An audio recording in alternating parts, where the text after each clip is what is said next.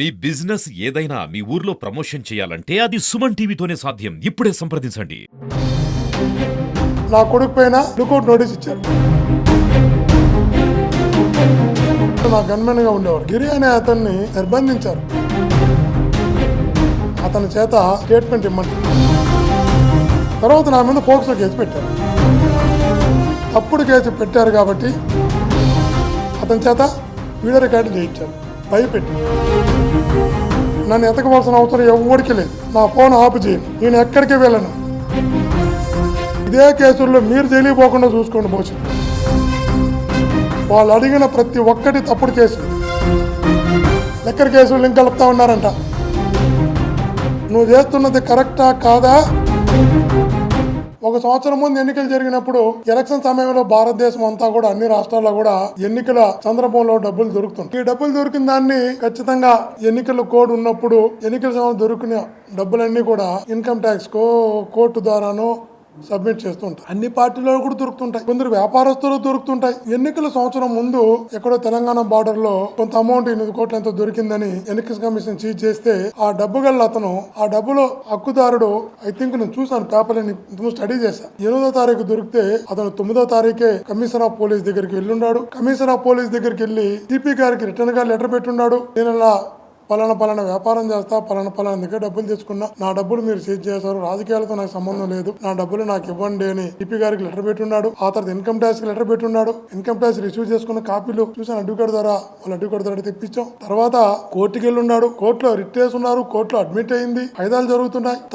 తన డబ్బులను 1 సంవత్సరం నుంచి కోర్టులో నడుస్తున్నది కేసు. కోర్టు జడ్జిమెంట్ కూడా ఉన్నది. ఇది చదివాడు ఈ రోజు. ఇది ఒక పేపర్ లో వచ్చిన తర్వాత అదేదో మనకి ఎక్కడెక్కడికో లింక్ కలపాలనేటువంటి ఒక దుర్మార్గమైన ఆలోచన వీళ్ళు చేస్తున్నారని తెలిసినప్పుడు దీని కథా కమీనస్ ఏందో చూద్దామని కోర్టులో నడుస్తున్నది కేసు కూడా. ఇప్పుడు పోలీస్ డిపార్ట్మెంట్ 1 సంవత్సరం రోజుల తర్వాత, 1 సంవత్సరం రోజులేమి ఇంత పెద్ద పోలీసు వ్యవస్థకి ఎవరిదని తెలియకుండా పోలా, 1 సంవత్సరం తర్వాత ఆ అమౌంట్ నాది అని అన్యాయంగా తీసుకెళ్లి సిబ్బందిని ఒప్పించే ప్రయత్నం చేయి. నేను గవర్నమెంట్ విప్పుగా ఉన్నప్పుడు నా గన్మెన్ గా ఉండేవాడు గిరి అనే అతన్ని ఎక్కడో అతను శ్రీకాకుళంలో ఉంటే అతను తీసుకెళ్లి 5 రోజులు నిర్బంధించారు. అసలు పెట్టుకోవడానికి లేదు.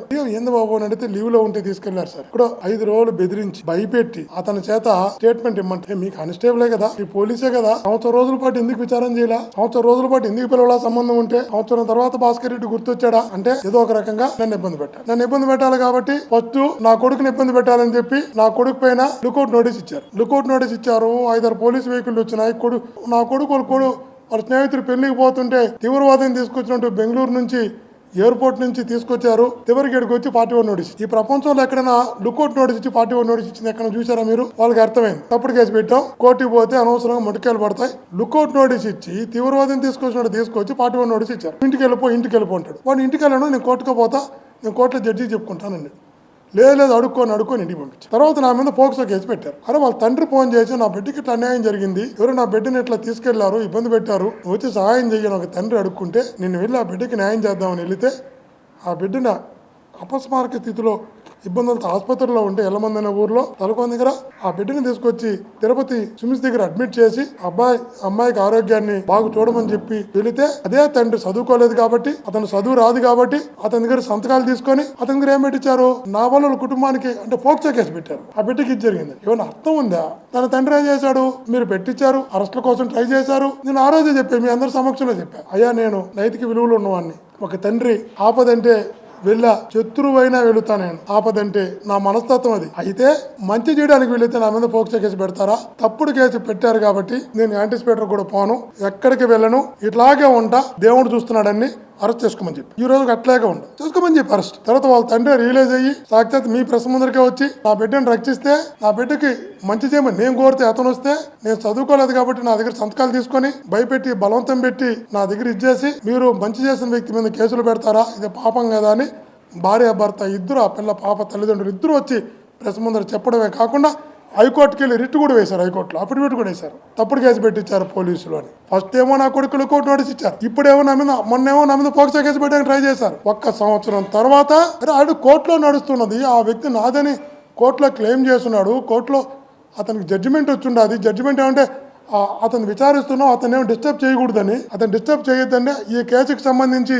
ఎవరిని డిస్టర్బ్ చేయొద్దని కూడా కోర్టు జడ్జిమెంట్ ఉంది. ఈ కేసుకు సంబంధించి ఆ ప్రద్యుమ్న అనే అతను కానీ ఆ డబ్బుగల అతని ఈ కేసుకు సంబంధించి ఒక్కను కూడా మీరు ఇబ్బంది పెట్టడానికి లేదు, బలవంతం పెట్టి ఏ రకంగా స్టేట్మెంట్లు ఇప్పించడానికి లేదు అని హైకోర్టు సాక్షి జడ్జిమెంట్ ఇచ్చుంటే అది 1 సంవత్సరంగా నడుస్తుంది. ఇప్పుడు వచ్చి 1 సంవత్సరం తర్వాత నాది అని చెప్పమంటారంట, నాది అని రాయమంటారంట. ఇది ఒక్కటే కూడా కాదు, ఇంకా చాలా డబ్బులు అతను ఇచ్చేసాడు, ఒక 500 కోట్లు అతను చేసినట్టు రాయంటారంట. అతను అడిగాడు, సార్ నేను కానిస్టేబుల్ సార్ 500 కోట్లు నేనేం చేస్తాను, నేను ఏంది సార్ ఇదంటే, సరేబా 400 కోట్లు అని రాద్దామా అంటారంట. ఏంది సార్ ఇదంటే 300 కోట్లు రాద్దామా అంటారంట. సార్ ఏం మాట్లాడుతున్నారు సార్, నేను 500 కోట్లు అయింది, 400 కోట్లు అయింది, 300 కోట్లు అయింది, నేను రాయడం ఏంది, ఆయనకి సంబంధం ఏంటంటే సరే పోయా మీడియాగా ఒక 200 నుంచి 250 కోట్లు రాద్దాం సంతకం పెట్టి అంటారంట. వీడియో చేయమంటారంట, పేపర్ రాయిస్తారంట, ఒకటి బెదిరిస్తారంట, ఒకరిని ఉద్యోగం రిమూవ్ చేస్తారంటారంట, నువ్వు రోడ్డును పడతావంటారంట, నీ కుటుంబాన్ని తీసుకుని రోడ్డు మీద పెడతామంటారంట. వాళ్ళు అతను బీపీ వచ్చి పడిపోతే కొంత రెస్ట్ ఉండే అతనికి మళ్ళీ ఇతనికి చూద్దాం మళ్ళీ వస్తారంట. చివరికి వాళ్ళ భార్యకి ఫోన్ చేస్తారంట, వాళ్ళ భార్యకి ఫోన్ చేసి సిట్ ఆఫీస్ నుంచి వాళ్ళ కుటుంబాన్ని బెదిరిస్తారు, కానిస్టేబుల్ బెదిరిస్తారు, పెట్టి ఏమని రాయమంటున్నారు, 500 నుంచి ఒక 200 నుంచి రేపు కోట్లు వేస్తారు, మీరే చూడండి, ఒక 200 నుంచి 250 కోట్లు భాస్కర్ రెడ్డి ఇచ్చేసాడు, ట్రాన్స్పోర్ట్ చేశాడు, తీసుకెళ్లాడు. అంటే నాకు అర్థం కాకుండా ఉంది. సంవత్సరం తర్వాత ఈ రోజు గుర్తొచ్చిందా? ఈ రోజు తప్పుడు కేసు పెట్టడానికి ప్రయత్నం చేస్తారా? పోక్సో కేసు పెట్టడానికి ట్రై చేశారు, తీవ్రవాద కేసులు కోర్టు నోటీస్ పెట్టడానికి ట్రై చేశారు, ఇప్పుడు తీసుకొచ్చి సిబ్బందులను బెదిరించి తప్పుడు కేసులు పెట్టే ప్రయత్నం చేస్తున్నారు. మీ మనసాక్షి ఉందా ఎక్కడైనా మీకు? ఏమవుతుంది నాకు తెలియకూడుతున్నా. 200 నుంచి 250 కోట్లు చెవిరెడ్డి భాస్కర్ రెడ్డి చేశారని, ట్రాన్స్పోర్ట్ చేశారని, రవాణా చేశారు, రకరకాలుగా అతని చేత రాయించే ప్రయత్నం చేశారు. ఒక స్క్రిప్ట్ రాయించి ఎవరు మహానుభావుడు కొల్లి శ్రీనివాసు ఎవరు ఉన్నారంట, అతను చాలా అసభ్యంగా మాట్లాడుతున్నాడు. ఎందుకు అసభ్యంగా మాట్లాడుతున్నాడో అతను అర్థం కావడం. పెట్టేదాకా అసలు తిట్టారా కొట్టారా నేను కానిస్టేబుల్ గట్టి ఏం మాట్లాడకూడదు. ఒక మనిషికి నరకం ఎట్లుంటుందో 5 రోజులు చూపించినారు. నరకం చూపించారు అతనికి. నరకం చూపించి వీళ్ళు చెప్పినట్టు వీడియో రికార్డ్ చేయించుకున్నారు, వీళ్ళు చెప్పినట్టు రాయించుకునే ప్రయత్నం చేశారు. ఇది కాకుండా మళ్ళీ ఫ్యూచర్ అవసరపడుతుందని కొన్ని వైట్ పేపర్లు కూడా సంతకాలు తీసుకున్నారంట. ఏం రాసుకుంటారు రాసుకోండి, దేవుడు చూస్తున్నాడు కదా, న్యాయం ధర్మం ఉంది కదా. వాళ్ళు అడుగుతారంట, ఇది రాజు కసిరెడ్డి ఏమైనా తెలుసా, రాజు కసిరెడ్డి దగ్గర నుంచి డబ్బు వచ్చిందని చెప్పంటారంట. అతను అడిగాడు, వాళ్ళు ఎవరో సార్ నాకు పేర్లు కూడా తెలిసారన్నట. సరే ఓఐటి కృష్ణమారెడ్డిని కలిసావా అని అడిగారంట. సార్ ఇంత పెద్ద నేనేం కలుస్తాను సార్ అన్నట్టు. సార్ అయితే ధనంజయ రెడ్డి తెలుసా అన్నట్టు. సార్ నేను ఎందుకు రాణిస్తారు సార్ అక్కడికి అన్నట్టు. సరే భారతమ్మ ఆఫీస్ ఇంటి ముందర ఉందంట కదా, భారతమ్మ ఆఫీస్కి ఊరూరు పోతారు తెలుసా అన్నట్టు. సార్ ముఖ్యమంత్రి గారి భార్య ఉన్న ఆ ఏరియాలో కానిస్టేబుల్ ఎందుకు పంపుతారు సార్, స్పెషల్ ఫ్లైట్లో ఏమైనా డబ్బులు తీసుకెళ్లారా అని అంటారంట. సార్ స్పెషల్ ఫ్లైట్ ఏంది, కానిస్టేబుల్ ఏంది చెబితే 2 రోజులు హింసించి 3వ రోజు 4వ రోజు 5వ రోజు ఇలా కావాల్సినట్టు అతని చేత స్టేట్మెంట్లు రికార్డ్ చేయించారు, అతని చేత వీడియో రికార్డు చేయించారు భయపెట్టి. కానిస్టేబుల్ ఎన్ని రోజులు పోరాటం చేస్తాడు? అసలు 5 రోజులు పెట్టుకోవడానికి మీకు ఎవరు అధికారం ఇచ్చారు? ఎలా తీసుకెళ్తారు ఇల్లీగల్గా? 5 రోజులు పెట్టుకొని అతని స్టేట్మెంట్ రికార్డ్ చేయించుకున్నారు. చెప్పాడు కళ్ళలు పెట్టుకుని నడుస్తున్నాడు. సార్ నాకు నిజంగా సార్ నా జీవితంలో ఆ టార్చర్ నేను భరించలేకపోయాను సార్. ఇలా చేసి సంతకాలు పెట్టించుకున్నారు, వీడియో రికార్డ్ చేయించుకున్నారు, వైట్ పేపర్లో సంతకాలు పెట్టుకున్నారు. ఓకే గుడ్, చేయండి. ఒక్కటి మాట గుర్తుపెట్టుకోండి, ఈరోజు ఏ కేసులు అయితే వేస్తున్నారు ఈ కేసులు ఈ రోజుకైతే జడ్జిమెంట్ రావు, టైం పడుతుంది. ఇదే కేసు 3 ఏళ్ళలో 4 ఏళ్ళలో ఖచ్చితంగా విచారణ ట్రయల్ అయ్యేటప్పటికి వస్తుంది. వాస్తవాలు కోర్టుకి తెలుస్తాయి, నిజాలు కోర్టుకి తెలుస్తాయి. రేపు గుర్తుపెట్టుకోండి, ఇదే కేసులో నేను ఈరోజు జైలుకి పోవడానికి తప్పుడు కేసులు మీరు పెడితే, జైలుకి పంపడానికి మీరు సిద్ధపడితే, జైలుకి పంపాలనుకుంటే, భాస్కర్ రెడ్డి నీకు టార్గెట్ కావాలనుకుంటే నేను మీ అందరి సమక్షంలో చెప్తున్నా, నన్ను ఎతకవలసిన అవసరం ఎవరికి లేదు. నా ఫోన్ ఆపు చేయను, నేను ఎక్కడికి వెళ్ళను. తిరుపతి నుంచి రావడానికి 5-6 గంటలు మీకు టైం పడుతుంది అరెస్ట్ చేయడానికంటే, రేపు ఉదయాన్నే వచ్చి మీ సిట్ ఆఫీస్ ముందర ఒక రూమ్ తీసుకొని ఆ రూమ్లోనే పనుకుంటా, అరెస్ట్ చేసుకోండి. నా భార్య పిల్లలకు కూడా చెప్పా, మా అమ్మకు కూడా చెప్పా. చంద్రబాబు వచ్చాడు అప్పుడు జైలుకి పంపాడు, మళ్ళా చంద్రబాబు వచ్చాడు మళ్ళా జైలుకి పంపుతున్నాడు. ఓకే దేవుడు నా పక్క, న్యాయం ఉంది నా పక్క, నేను సిద్ధంగా ఉన్నా చెప్తే వాళ్ళు కూడా చెప్పారు, దేవుడు మన వెనకాల ఉన్నంత కాలం ఇవేమి నిలవు, నువ్వు ధైర్యంగా వెళ్ళరా, కావాలంటే ఇబ్బంది లేదు. మా అమ్మ కూడా చెప్పి భయపడాల్సిన మా అమ్మ కూడా. నేనే చెప్తాను, నేను ఎప్పుడో రాజకీయాల నుంచి వచ్చా, విద్యార్థి నాయకుల నుంచి వచ్చా. మీరు కేసులు పెట్టి ఇబ్బంది పెట్టాలనుకుంటే ఏదో అయిపోతుందని భయపడమనే కాదు, కానీ గుర్తుపెట్టుకోండి, ఇదే కేసుల్లో మీరు జైలుకి పోకుండా చూసుకోండి. భవిష్యత్తులో జైలుకి పోకుండా చూసుకోండి. ఇదే కేసుల్లో, ఇదే తప్పుడు కేసుల్లో ఈరోజు అదే కానిస్టేబుల్ ఈరోజు మాట్లాడలేకపోవచ్చు, ఈరోజు బయటికి రాలేకపోవచ్చు, బయటకు వచ్చి ఉద్యోగంలో చిన్న ప్రాణం భయపడిపోవచ్చు. అతను అంటారంట, నువ్వు కానీ అన్ని సంతకాలు పెడితే వీడియోలు చేస్తే నీకు విజయవాడకి ట్రాన్స్ఫర్ ఇస్తూ ఉంటారు, లేదు ఉద్యోగం నుంచి రిమూవ్ చేసి రోడ్డుని పడేస్తూ ఉంటారు. ఓకే చిన్న ప్రాణం భయపడింది, నేను కూడా చెప్పా మంచిదేనమ్మా, మీరు బాగుంటే మంచిది, మీ కుటుంబం బాగుండాలి కాబట్టి, చిన్న ప్రాణం మీకు ఇబ్బంది రాకూడదు కాబట్టి వాళ్ళు ఏమడిగితే వాళ్ళు ఎలా చెప్పమంటే అలా మీరు చెప్పి మంచి పని చేశారు, అలా రికార్డ్ చేసి మంచి పని చేశారు, నీకు అవసరం కూడా నేను ప్రామిస్కి ఇదే మాట చెప్పాను. వాళ్ళు అడిగిన ప్రతి ఒక్కటి తప్పుడు కేసులు, తప్పుడు స్టేట్మెంట్లు, తప్పుడు రికార్డులు వాళ్ళు ఏమి చేయమంటే చేసి మంచి పని చేశారు. నాకేమి ఈ చంద్రబాబు గారి ప్రభుత్వంలో నాకేం జైలు కొత్త కాదు, కేసు కొత్త కాదు, అరెస్టు కొత్త కాదు. నేను పోతా పేరు చేస్తా, బయటకు వస్తా. కానీ పాప మీ చిన్న ప్రాణం మీరు ఎందుకు ఇబ్బంది పడాలా? మీరు మంచి పని చేశారులేమ్మా, మీరు బాగుంటే చాలు. ఇదే మాట చెప్పి వీరు మళ్ళీ అన్నారు మా వాళ్ళని తీసుకెళ్తున్నారు. స్నేహితులను, డ్రైవర్లను, పిఎల్ను అందరిని రమ్మంటున్నారంట. ఇప్పుడు అందరిని తీసుకెళ్తామంటున్నారంట. నేను చెప్తున్నా, అయ్యా బాబు నీకు చిన్న చిన్న ప్రాణాలు ఎందుకే చంపేస్తారు? నేనే వస్తానంటున్నాను కదా, నేను రానన్నప్పుడు కదా, నేను పరిగెత్తినప్పుడు కదా, మీరు పిలిస్తే నేను రాను మీరేం అన్నప్పుడు కదా, మీరు ఎప్పుడు రమ్మంటే అప్పుడు రావడానికి సిద్ధంగా ఉన్న చిన్న చిన్న ప్రాణాలంతా మానసికంగా చంపేసి ఎందుకయ్యా పాపాలు మూట కట్టుకుంటారు? ఎందుకయ్యా మీకు ఆ పాపాలు మూట కట్టుకుంటారు? ఈరోజు నీ చేతిలో అధికారం ఉండొచ్చు, పైనుంచి ఒత్తిడి ఉండొచ్చు. అధికారం ఉందనో, పైనుంచి ఒత్తిడి ఉందనో, ఎవరినో సంతృప్తి పరచాలనో చిన్న చిన్న ప్రాణాలని చంపేయకండి అయ్యా. నేనే రెడీగా ఉన్నాను కదా. మీరు చెప్పండి భాస్కర్ రెడ్డి, నువ్వు బెయిల్ కూడా యాంటిసిపేట్ కూడా అప్లై చేయొద్దు, బెయిల్ కూడా అప్లై చేయొద్దు. అప్పుడు కానీ చంద్రబాబుకో, లోకేష్కో, ఈ ప్రభుత్వానికి, కూటమి ప్రభుత్వానికో సంతోషపడరు అంటే ఎవరిని ఇబ్బంది పెట్టక నేనే వచ్చి అప్లై కూడా చేయని ముందర చెప్తున్నా. వాళ్ళు ఎవరిని ఇబ్బంది పెట్టద్దని మీరు ఎందుకు చిన్న చిన్న ప్రాణాలను ఇబ్బంది పెడుతున్నారు? నేను రెడీగా ఉన్నా. వాళ్ళు అడిగారంట అతనితో, రేపు జగన్మోహన్ గారు జరిగిపోతారు, జగన్మోహన్ గారు ప్రభుత్వం వస్తుంది అనుకుంటున్నావా అంటారంట. అరే ఏ ప్రభుత్వం వస్తుందో ప్రజలు నిర్ణయిస్తారు, మీరు కానిస్టేబుల్ అలా బెదిరించాలా? జగనన్నతో చెవిరెడ్డికున్న లింక్ ఏంటి అని అడిగారంట. నేను అడుగుతున్నా, అయ్యా బాబు జగనన్నతో నాకున్న లింకు నిన్నమ్మన్నది కాదు బాబు, 36 సంవత్సరాల 3 తరాలతో ఉన్న లింక్ నాది.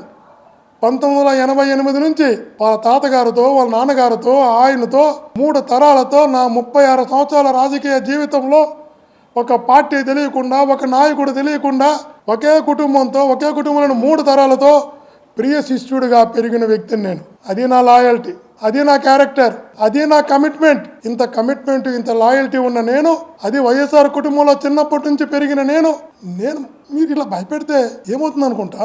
దేవుడు ఉన్నారనుకుంటా? ఈ రోజు అన్యాయంగా శిక్ష అనుభవిస్తే ఇంతకు 10 రెట్లు దేవుడు నాకు మంచి చేస్తాడని నమ్ముతా. చేయండి చూద్దాం. ఇంతకుముందు 88 కేసులు పెట్టారు, జైల్లో పెట్టి కొట్టారు, తమిళనాడు తీసుకెళ్ళి కొట్టారు, ఎమ్మెల్యేగా కొట్టారు. నేను ఆ రోజు కూడా ఒకటే చెప్పా, ఇంతకైనా మీరు ఏం చేస్తారు?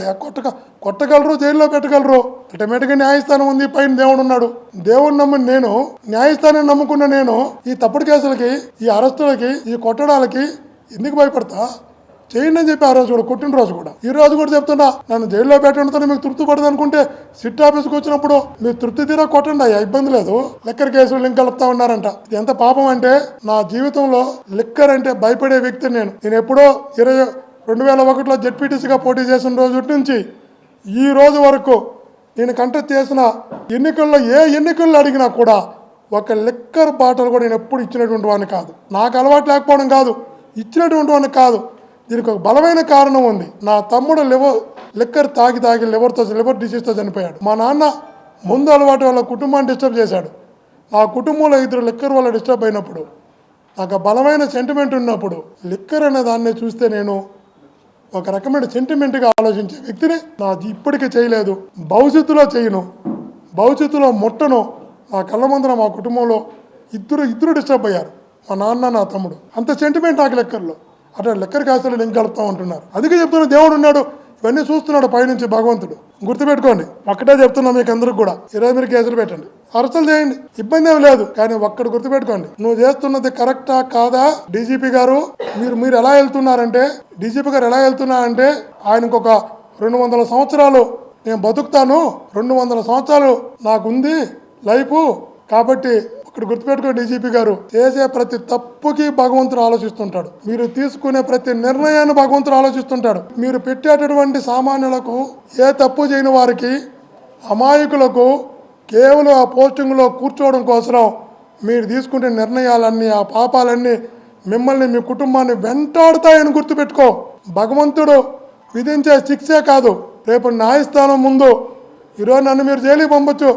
డీజీపీ గారు, కమిషనర్ ఆఫ్ పోలీస్ రాజశేఖర్ బాబు గారు, కింద పైన పడుకున్న తాపత్రయపడుతున్న కొల్లి శ్రీనివాస్ గారు, ఈరోజు ఇబ్బంది పెట్టొచ్చాయా? ఇబ్బంది పెట్టండి. కానీ సమయం వచ్చినప్పుడు దేవుడు విధించే శిక్షతో పాటు న్యాయస్థానాలు కూడా మీకు శిక్ష విధిస్తాయి. గుర్తుపెట్టుకోండి. ఖచ్చితంగా చెప్తున్నా, చేస్తున్న ప్రతి తప్పు మిమ్మల్ని వెంటాడుతుంది భవిష్యత్తులో. గుర్తుంచుకోమని దేవుణ్ణి నమ్మే వ్యక్తిగా చెప్తున్నా. చేసుకోండి, రెడీగా ఉండ. మీరు అరెస్ట్ చేసుకుని కానీ సామాన్యులు ఇబ్బంది పెట్టదండి. పాపం చిన్న చిన్న వాళ్ళని నరకం చూపించకండి. ఇప్పుడు చాలా మందిని తీసుకెళ్ళడానికి ఒక పెద్ద టీములు ఎందుకు అయ్యా బాబు నువ్వు రమ్మంటే తెల్లవారితే నువ్వు నీ సిట్ ఆఫీస్కి వచ్చి కూర్చుంటా. దయచేసి చిన్న చిన్న ప్రాణాలను చంపేయకండి. మీకు ఎవరినైతే మీరు అరెస్ట్ చేస్తే మీ కళ్ళు చల్లబడతాయో, ఎవరినైతే జైలుకి పంపితే నీ కడుపు నిండుతుందో, ఎవరినైతే శిక్షిస్తే తాత్కాలికంగా నీ మనసు ప్రశాంతంగా ఉంటుందో వాళ్ళ వైపే రండి. మీరు వాళ్ళ గురించి ఆలోచించండి. అందుకే మేము సిద్ధంగానే ఉన్నాం.